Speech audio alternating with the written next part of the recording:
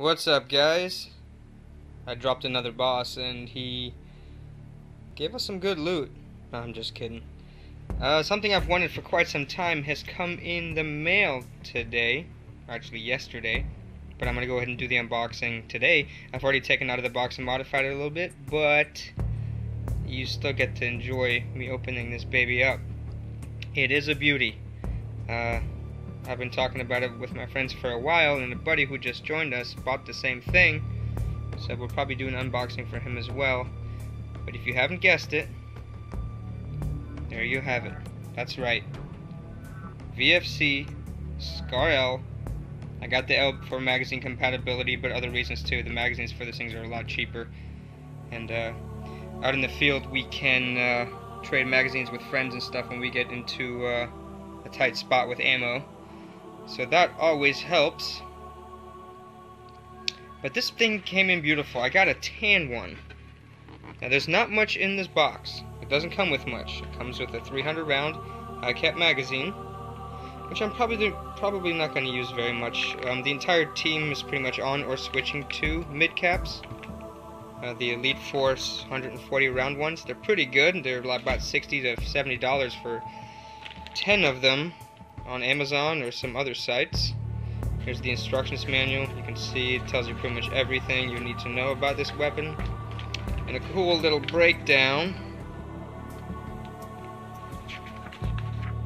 of the weapon itself right there. It's always nice to have a schematic. Oh, sorry about that. You guys get a little look on that here, but that's pretty much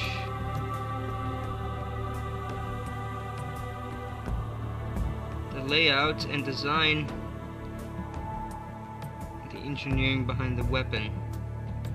So I did not get the CQB version. I originally wanted that, but I decided to go ahead and go for the regular length version and then add a suppressor. And I might buy another one of these in CQB and have a barrel extend through the suppressor. But right now I'm kind of on the fence. I will be making some upgrades to this weapon. As you can see, I've already taken this off because this just ruins it to me. Let's go ahead and pull this baby out of its bag. Have to do this one-handed because I am alone at the moment.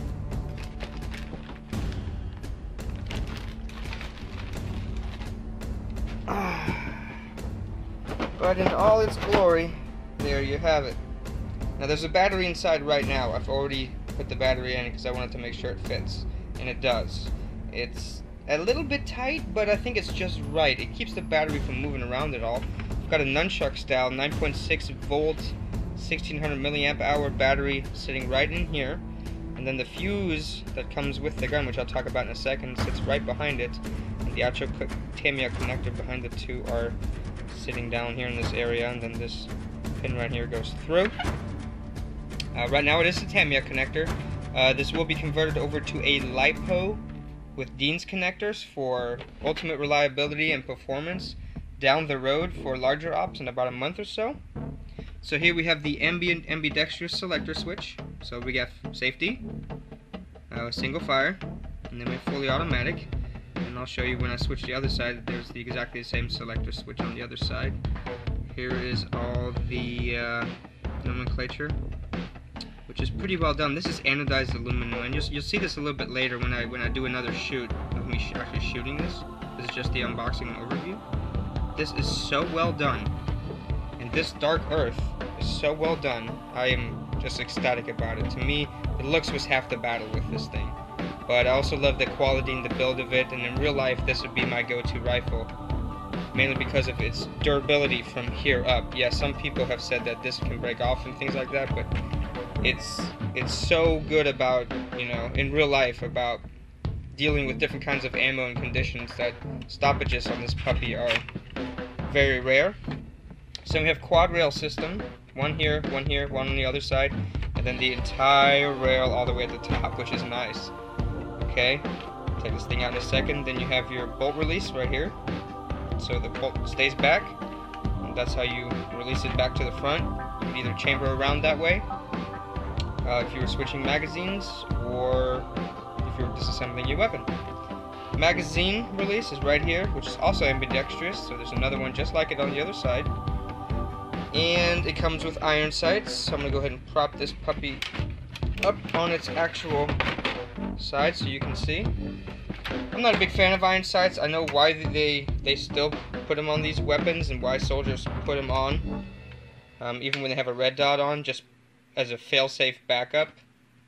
I'm not a big fan of how these work on the SCAR, but there's people who shoot very well with them on. I mean, you've seen, or maybe you've seen, but if you want to check out Hickok 45's videos about the SCAR, I think he's got about 3 or 4 videos up there with either a feature of this weapon or the entire thing is about this weapon itself. The H version, the 7.62mm version, and he really likes these iron sights. So, to each their own. Okay, so we have the charging handle back here, and essentially this goes back,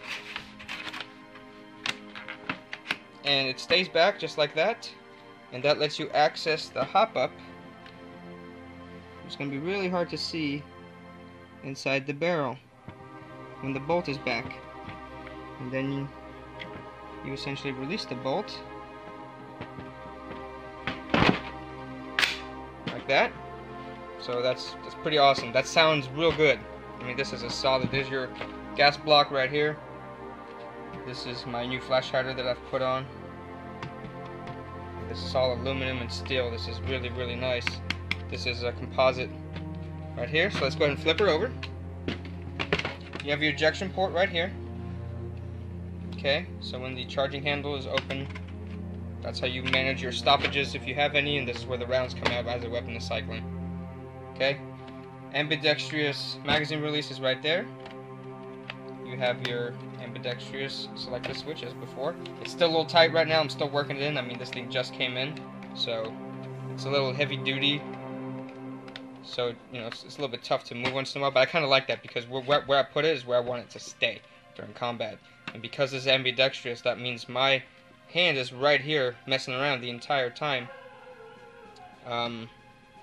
That means that I want this thing to stay where it is, either on save or on auto or single fire. Okay, so that's pretty much the same. This side is very similar to the other side other than your ejection port. Now this gets very interesting here as we go to the back of the rifle. This entire assembly here you can fold back for carrying, or some people would use this in CQB, but it's kind of awkward to use the weapon like that. Your hand will totally fit under there. I'll show you. You can use this weapon in this mode at any time. Would I do it? I wouldn't really do it because this is not really fully secured onto here, so this could potentially flop around and cause a problem.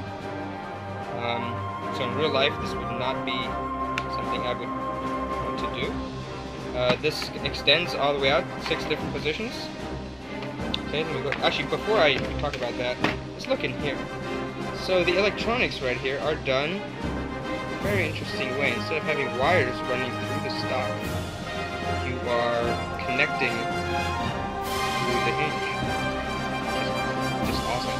Great engineering marvel right there.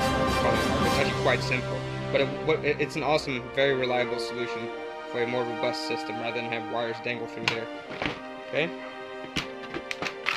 Oops, I just totally peeled that off. But there you go.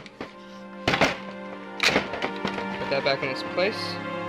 So that's the inside of the, you can see there's the fuse, batteries in there and all that kind of stuff. So I need to put the pin back in. I didn't lock it in all the way. But that's pretty much my SCAR, and I'm gonna go shoot it a bit. So I'll see you later.